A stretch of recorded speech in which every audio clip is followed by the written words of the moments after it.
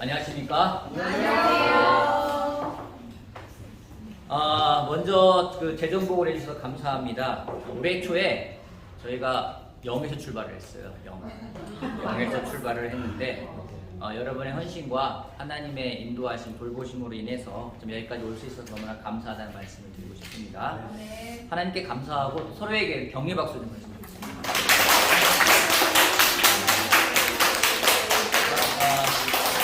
재정복을 하면서 기쁘게 한 거는 제가 처음이 아닌가 생각합니다.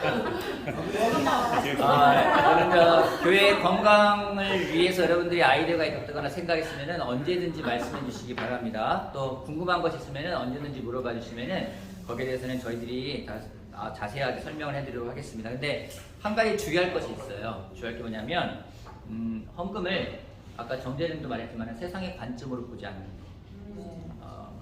재정복을 하면은 몇몇 사람들은 그런 사람들이 있었습니다. 왜 돈을 거기에 썼느냐? 또는 더 아낄 수 있지 않았느냐? 또는 저기에 사용하는 게 더 맞는 거 아니냐? 그런 비판적인 생각을 가지고 오시는 분들이 있었습니다.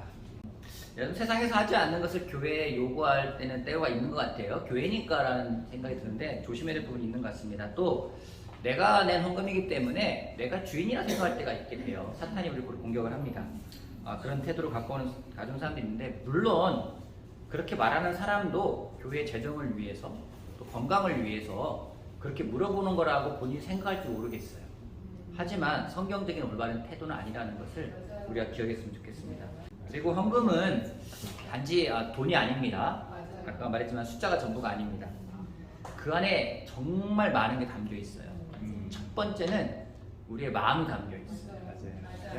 성경에는 억지로 하거나 아까워하면서 드리지 말라고 합니다. 그래서 아깝다, 힘든데 뭐 억지로 한다, 그럴 바에는 안 하는 것이 더 성경적입니다. 맞아요.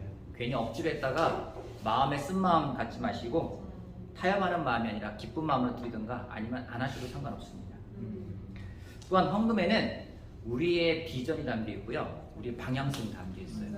단지 여기에 쓰는 게 맞느냐 저기에 쓰는 게 맞느냐가 아니라 과연 이렇게 쓰는 것이 하나님 나라를 위해서 확장할 것인가, 거기에 우리의 초점이 가야 된다는 겁니다. 그래서 믿음의 눈으로 바라봐야 되기 때문에 당장의 당장 조금 더 아끼고 조금 더 이렇게 세이브할 수 있는 부분이 아니라 하나님 나라의 비전을 가지고 갈 수 있는 헌금이 된다는 거죠. 그래서 여러분들이 볼 때에 그런 방향성을 가지고 그런 비전을 가지고 읽었으면 좋겠고요, 그런 믿음의 눈으로 바라봤으면 좋겠습니다. 무엇보다 여러분들의 마음이 담긴 헌금에게 너무나 감사하다는 말씀을 드리고 싶고, 그것에 대해서 하나님이 기쁘게 받으실 겁니다. 네. 말라기에는 그렇게 하시는 분들에게 하나님이 창고를 열어서 주시는데 이렇게 하나님 째질하게 주시지 않아요. 흔들어가지고 확 눌러가지고 더 이상 들어갈 데 없고 그래서 부어주시는 분이라고 했는데 경험하는 여러분들 바라겠습니다. 오늘 말씀의 주제는 열매 없는 어둠의 일에 끼어들지 말라. 굉장히 강력한 말씀이죠. 이건 제가 하는 말이 아니라 에베소 5장에 있는 말씀인데, 에베소 5장 8절 말씀부터 15절 말씀까지 저와 여러분이 한 절씩 교독하겠습니다. 제가 먼저 읽겠습니다. 여러분이 전에는 어둠이었으나 지금은 주님 안에서 빛입니다. 빛의 자녀답게 사십시오. 빛의 모든 성과 의와 진실이 있습니다. 주님께서 기뻐하시는 일이 무엇인지를 분별하십시오. 여러분은 열매 없는 어둠의 일에 끼어들지 말고 오히려 빛을 선호하십시오. 그들이 몰래 하는 일들은 말하기조차 부끄러운 것들입니다. 빛이 폭로하면 모든 것이 드러나게 됩니다. 드러나는 것은 다 빛입니다. 그러므로 잠자는 사람아 일어나라. 죽은 사람 가운데서 일어서라. 그리스도께서 너를 환히 비추어 주실 것이다 하는 말씀이 있습니다. 그러므로 여러분은 어떻게 살아야 할지를 살피십시오. 지혜롭지 못한 사람은 살지 말고 지혜로운 사람답게 살아야 합니다. 아멘. 에베소서 8장 말씀을 보게 되면은 좀 떠오르는 말씀이 있습니다. 어느 말씀이 떠오릅니까? 예수님이 하신 말씀과 떠오르는 말씀이 어떤 게 있습니까? 너희는 세상의 빛이다. 우리가 산상수훈을 통해 배웠던 말씀이 바로 떠오릅니다. 너희는 세상의 빛이다. 성경은 우리의 정체성을 분명하게 이야기하고 있습니다. 애매모호하게 말하지 않아요. 성경은 모든 것이 명확해요. 예면 예고 아니면 아니오. 어둠인지 빛인지 아주 애매한 회색지대가 없다라는 것이 성경에서 말하는 것들입니다. 우리를 세상의 빛의 자녀라고 말을 하고 있습니다.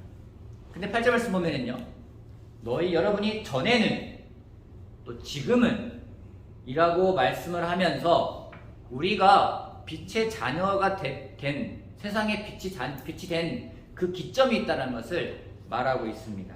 그냥 어찌어찌 살다 보니까 내가 빛이 되었다, 이게 아니에요. 그죠? 내가 그냥 어떻게 하다 보니까 나는 뭐 원하지도 않는데 빛이 됐어, 그런 게 아니라는 겁니다. 그리스도인이라는 것은 과거와 현재가 분명한 사람입니다. 혼재되어 있는 사람들이 아니라는 거예요. 그 얘기는 뭔지, 우리가 변화되었는데 변화됐을 때는 그 명확한 시점이 있다는 겁니다. 그 이야기는 크리스찬이라면 정말 뭐가 변화된 삶을 살아가는 건데, 크리스찬이라고 하면서 예전과 구분되지 않는 삶을 살아간다면 여러분 어떻게 생각하겠습니까? 예전에 담배 피는데 크리스찬에게 똑같이 담배 피고, 술에 취해 살았는데 똑같이 술에 취해 살고, 입에서 험한 말이 나왔는데 크리스찬이 되고 험한 말이 나온다면 여러분은 그 사람을 참 신실하다 이렇게 말씀하시겠습니까? 그러지 않을 거예요. 성품의 변화가 없다면 문제입니다. 분명 우리에게 너희가 전에는 어둠이었지만 지금은 빛의 자녀라고 했는데, 그렇다면 우리는 정말 빛 가운데 살아가고 있는지 돌아보는 게 필요하다는 거죠. 여러분, AD와 BC가 있습니다. 그죠? 뭔가 우리가 나눠갈 때 주전과 주후로 나눠가는 것처럼, 예수님을 기준으로 나눠가는 것처럼 우리의 삶 또한 예수님을 통해서 전과 후로 나눠집니다. 우리가 말씀을 듣고 죄에 대해서 고백을 하고 회개하고 예수님의 십자가에 연합하는 그 침례를 받는 그 시점, 그것이 우리에게는요 AD예요. 그 전의 삶은 BC가 되는 겁니다. 그런 기점이 있는 이유가 뭐겠습니까? 왜 예수님이 그런 기점을 다 나누셨을까요? 너희가 예전으로 돌아가지 말라라는 거예요. 예전의 삶을 살지 말라라는 겁니다. 빛의 자녀이기 때문에 빛의 자녀다운 삶을 살아가라는 겁니다.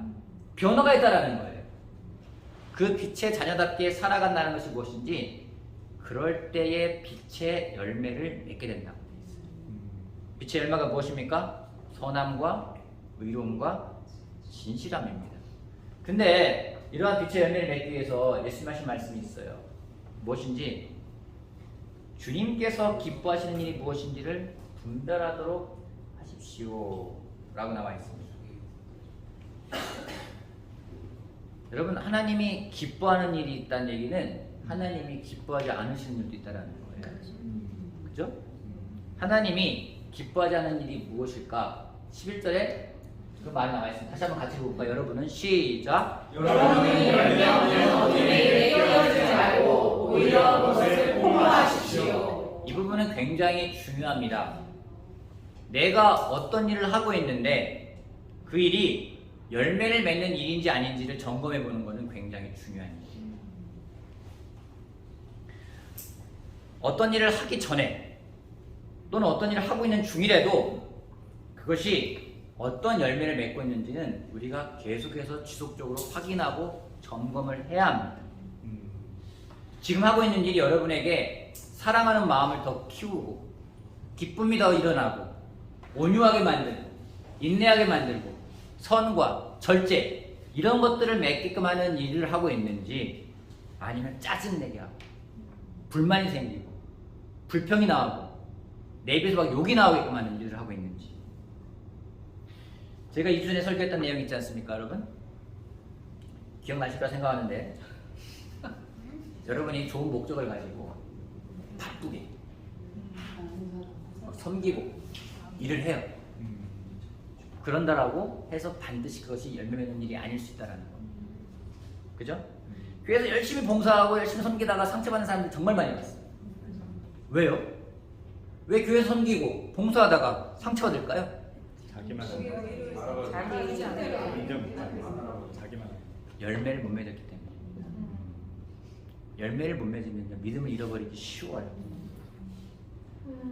사람들은요 정말 많은 일을 하고 있고 내가 바쁘면은 안정감을 느낍니다.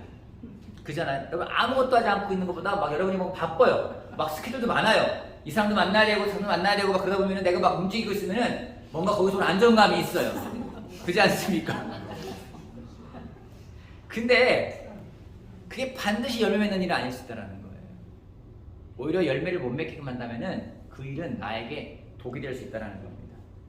또는 좋은 의도로 섬기는데 그 분명한 한계점도 없이 열매를 맺는지 안 맺는지도 모르면서 열심히 막 그것만 하다 보면은요 나중에 믿음을 잃어버리기 쉽습니다. 저도 그런 경험이 있습니다. 좋은 의도로 교회에서 섬깁니다. 제가 나쁜 의도로 교회 섬기겠습니까? 제가 여러분들 뭐 다 잘못되게끔 하려고 그렇게 섬기는 거 아닐까 아니겠습니까? 열심히 기도도 하고 그 사람 위해서 기도도 해주고 그 사람을 위해서 때로는 막 금식하면서 기도할 때도 있고 때로는 막 교회에서 열심히 섬기기도 하고 어떻게 말씀을 전할 수 있을까 고민도 하고 그러면서 열심히 목회를 하고 있습니다. 미팅도 많을 때도 있어요. 미팅이 막 아침에 있고 막 오후에 있고 밤에도 미팅을 하고 그러면은 전 막 뿌듯해요. 그날 역시 난 많은 걸 했어. 그리고 그런 미팅에 많이 불려다니면 이제 뭔가 된 것 같은 느낌도 들어요. 거기서 안주할 때가 있습니다. 근데 사탄이 우리를 그렇게 속여요. 안주하게. 너 잘하고 있어. 근데 막상 돌아보니까 열매가 없어요. 오히려 바쁘다 보니까 나의 영적인 부분들은 더 약해질 때가 있어요. 그런 분주함 속에서 성령님이 주신 열매를 맺지 않으면요 세상이 주신 열매를 맺게 돼 있어요.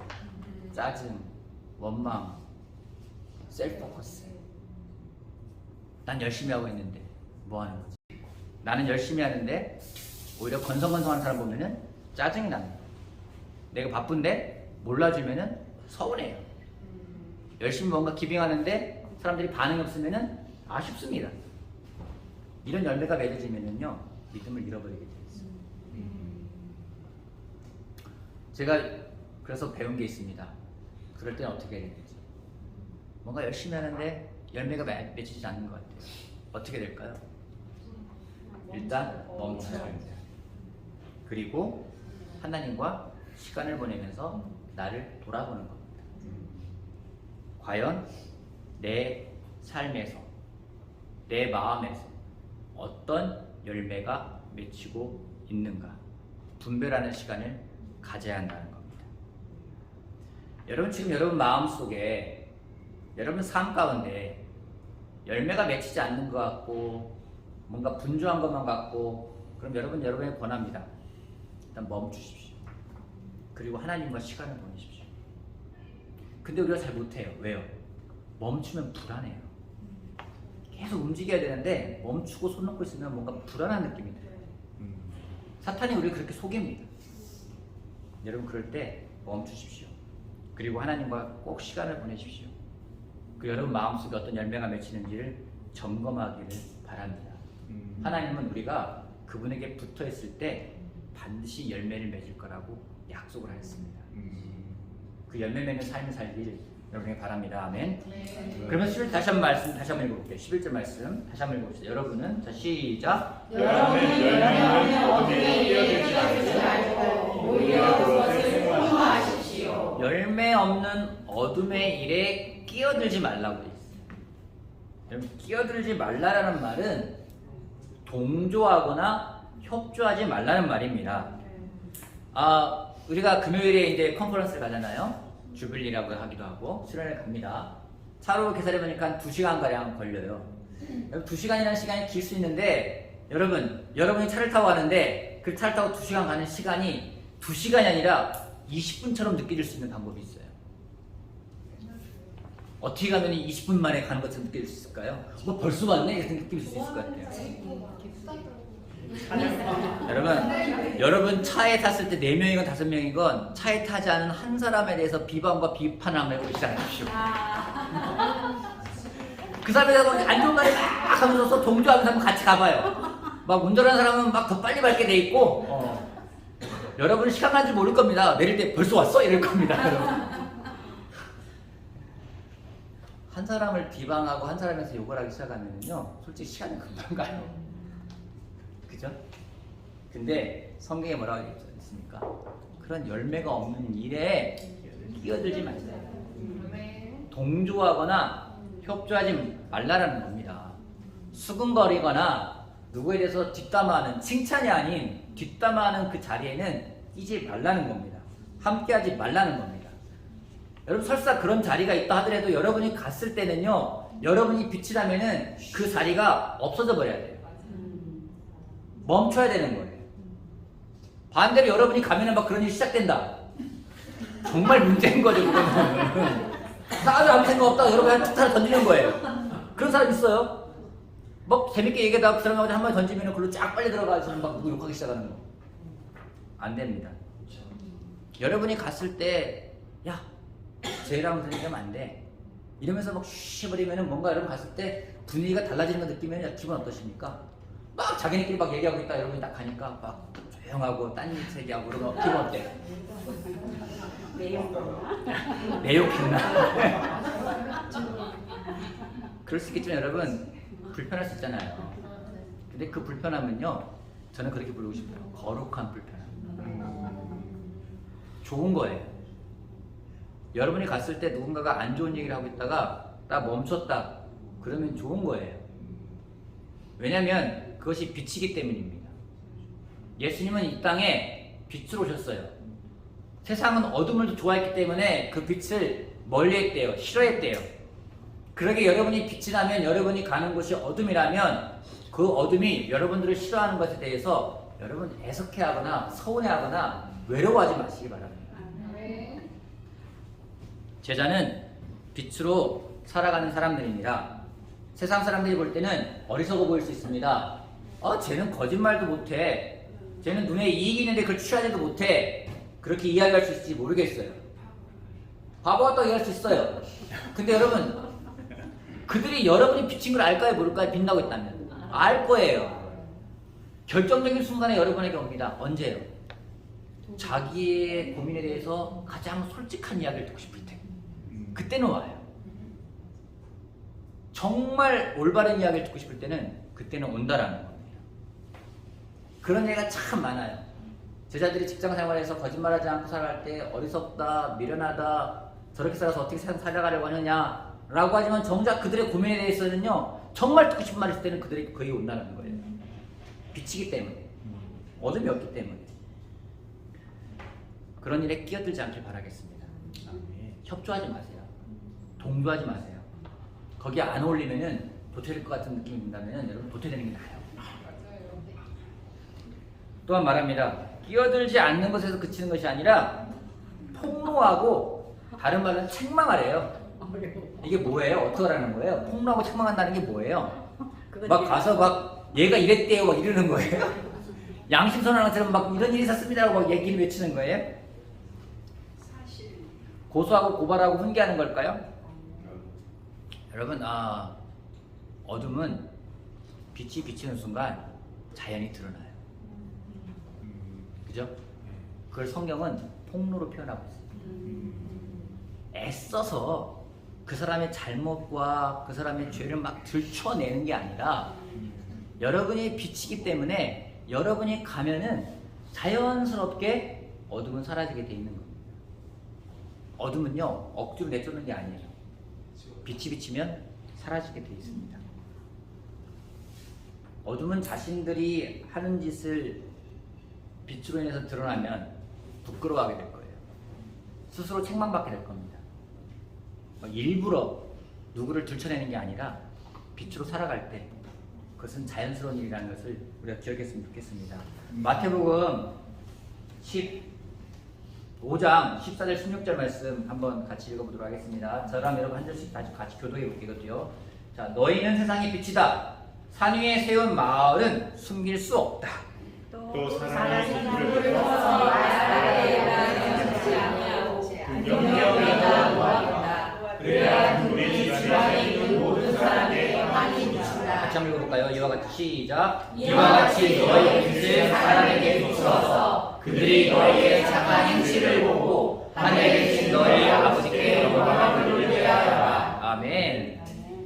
산상수훈에서 배웠던 이야기입니다. 어둠은 빛이 가면은 사라집니다. 여러분이 가는 곳에 어둠은 사라져야 합니다. 여러분이 가는 곳에 어둠의 열매 없는 일들이 있는 곳에 여러분이 가면은 그것은 그쳐야만 합니다. 교회가 그런 곳이 되어야 합니다. 빛의 자녀들이 모였는데 수근거림이 막 남는 거예요. 교회 왔는데 비방이 넘쳐요. 교회 왔는데 막 얼굴들이 다 어둠으로 가득 차 있어요. 막 수근수근 냅니다. 여러분, 교회는 그런 곳이 아니에요. 또한 교회는 세상을 흉내내는 곳이 아닙니다. 세상에 좋아 보이는 것들, 가짜 빛이 교회에 들어와서도 안 돼요. 교회는 참빛인 예수님이 계셔야 합니다. 세상을 흉내내는 곳이 아닙니다. 세상은 세상이 그냥 살아가게 내비두면 돼요. 돈이나 세상의 그 어떤 것으로도 흉내낼 수 없는 것이 우리가 가지고 있는 이 말씀이라는 빛입니다. 그 말씀을 우리가 잘 간직하는 우리가 되길 바라겠습니다. 마지막으로 15절 말씀 읽으면서 우리가 마치도록 하겠습니다. 에베소서 5장 15절. 그러므로 시작. 그러므로 여러분은 어떻게 살아가야 인생을 살피시오. 지혜롭지 못한 사람처럼 살지 말고 지혜로운 사람답게 살아야 합니다. 아멘. 깨어서 분별하는 여러분이 되길 바라겠습니다. 여러분 항상 수시로 점검해 보세요. 내가 하고 있는 일이 어떤 열매를 맺고 있는가. 또 열매 없는 어둠의 일에 끼어들지 마세요. 오히려 여러분이 빛으로서 그런 것들을 환히 비추면서 내어 펼칠 수 있는 여러분이 되길 바라겠습니다. 빛의 자녀로서 선함과 진실과 신실함의 열매를 맺는 여러분이 되길 바라면서 오늘 말씀 마치겠습니다. 아멘.